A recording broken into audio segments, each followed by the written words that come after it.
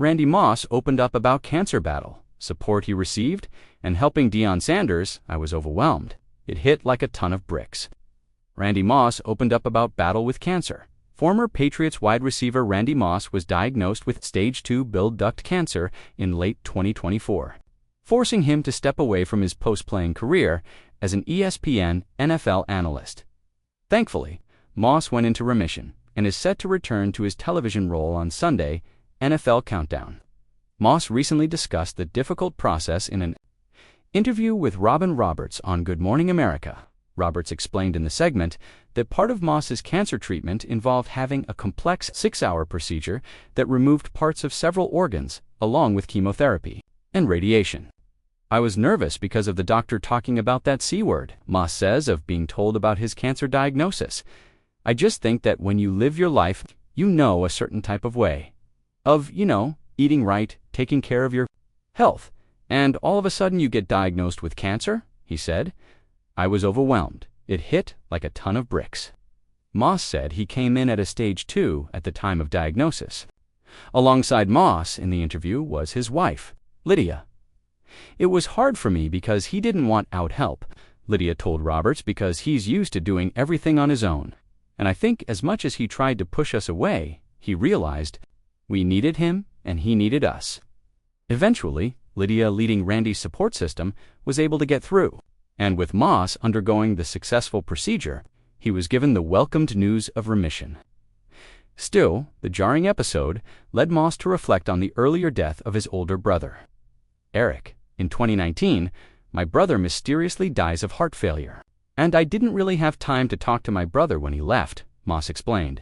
My brother died at 48, and the one thing I always prayed to God was, God, just get me to 50.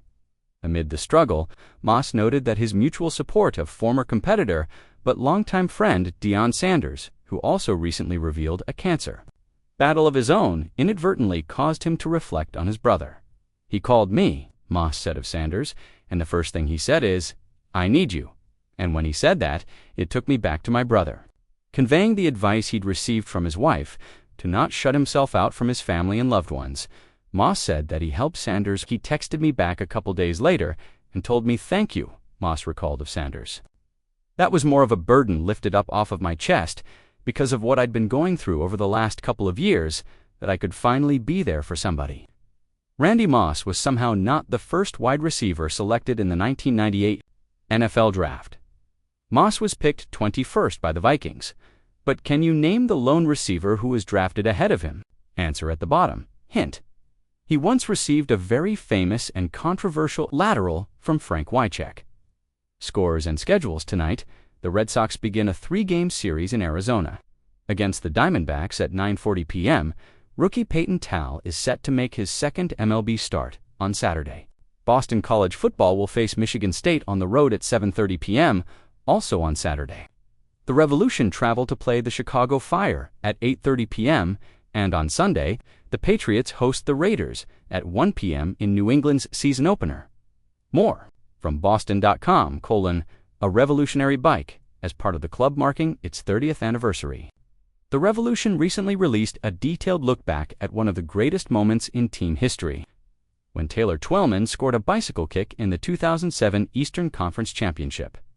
On this day, in 1927, the last-place Red Sox, nonetheless, rallied to defeat the eventual World Series winning Yankees 11-10 across 18 innings. Both teams traded 3-run innings in the 17th, but Boston managed to plate the walk-off winner 1 inning later. Remarkably, the 4-hour game was only the first of a doubleheader, with New York winning the latter clash 5-0. Daily highlight: Carter McElhaney from Division II Washito Baptist University willed his way to a remarkable kickoff return on Thursday, breaking 8 tackles to eventually score a touchdown. Sports staff Hayden Bird is a sports staff writer for Boston.com, where he has worked since 2016. He covers all things sports in New England.